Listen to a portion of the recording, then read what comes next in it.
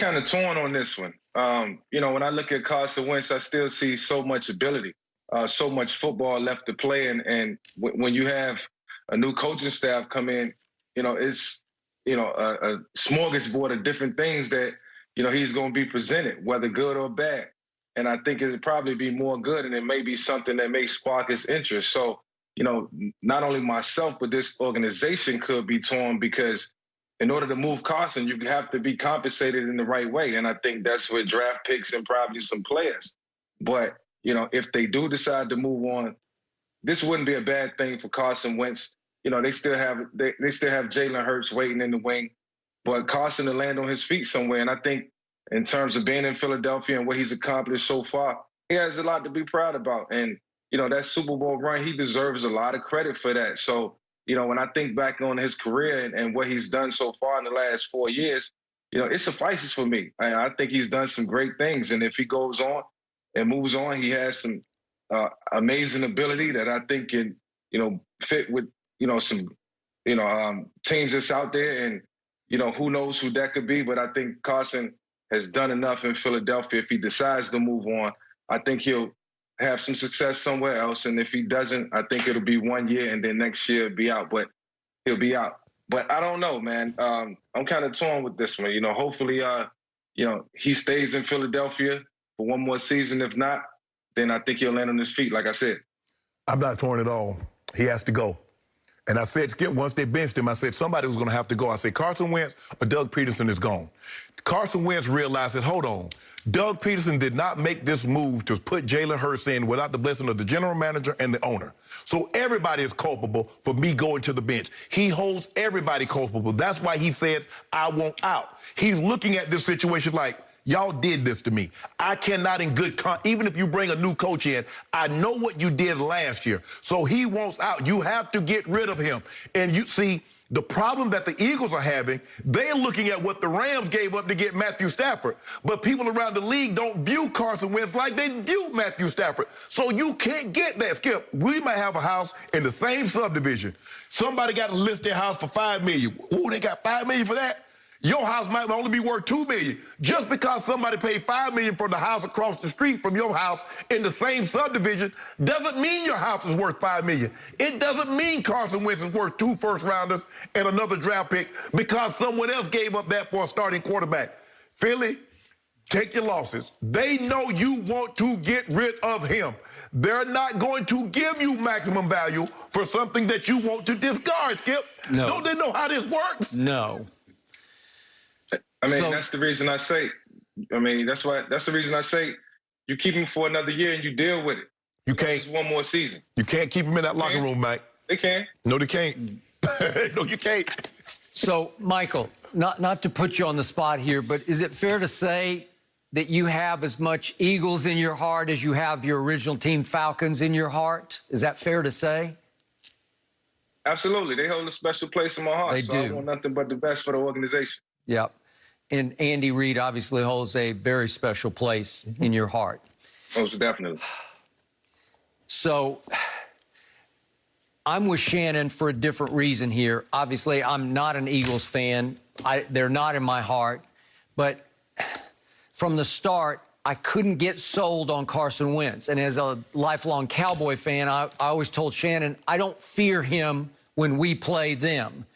There's something about his lack of command of the position where he doesn't have the great feel for playing the position that I think you need to have to be an ultimately Super Bowl winning quarterback.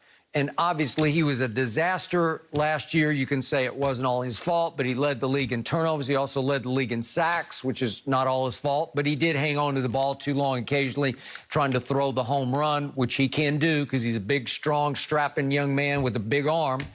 But to me, I didn't sense the poise, the touch, the leadership intangibles that you need in a franchise quarterback. So I understand that they finally decided we have to move in a different direction.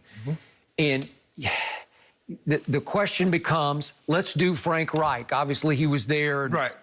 He Super coached Bowl him. run. He coached him, and it turned into a Nick Foles Super Bowl run. I'm still not sure Carson could have pulled off what Nick Foles pulled off. Again, Shannon believes in him because Shannon's a fan of Carson Wentz.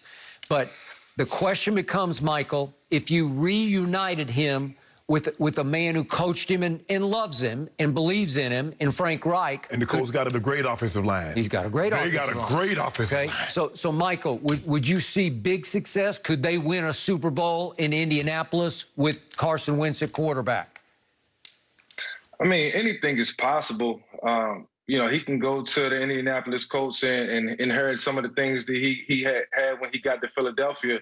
And part of the reason he had success is because they had a great defense. In 2017, their defense was clicking. So Carson was getting more opportunities. The offensive line was better. JP was younger. Lane Johnson was playing some of his best football.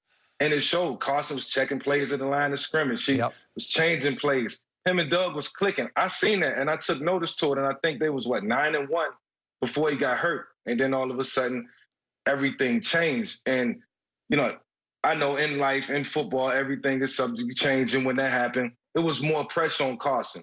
You know, Frank Reich moved on the next season, and you know, things were different. So it didn't look the same. And that's natural. That's a natural progression at the quarterback position.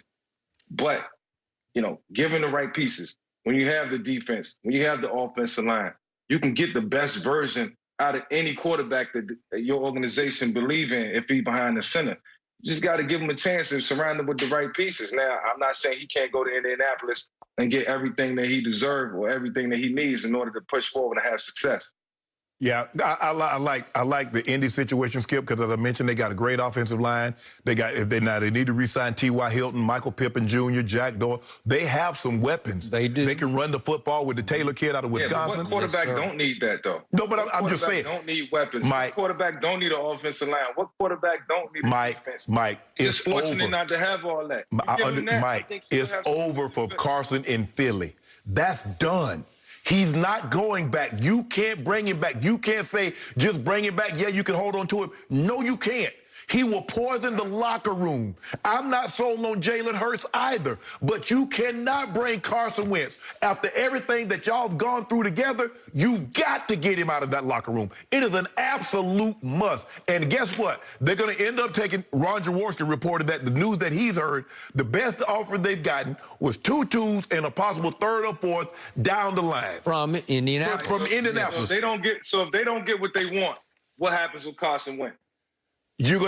Mike, you know how it is with that quarterback. In Philadelphia, they have to deal with it.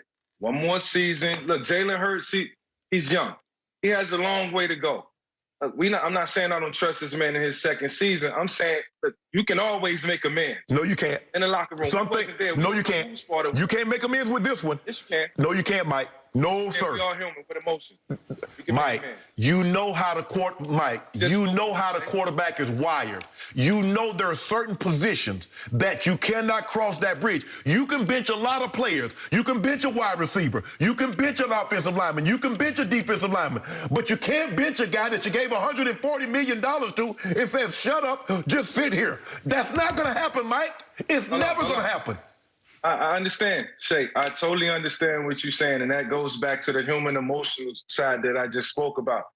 But you're getting paid a lot of money, and you're just playing football. Okay. Listen, who cares about the emotions that's flying around the locker room or upstairs? If I know I have all the right pieces in place and I can go out there and do my job, then I'm going to go out there and do it to the best of my ability. And then next year, if y'all want to move on, go ahead and move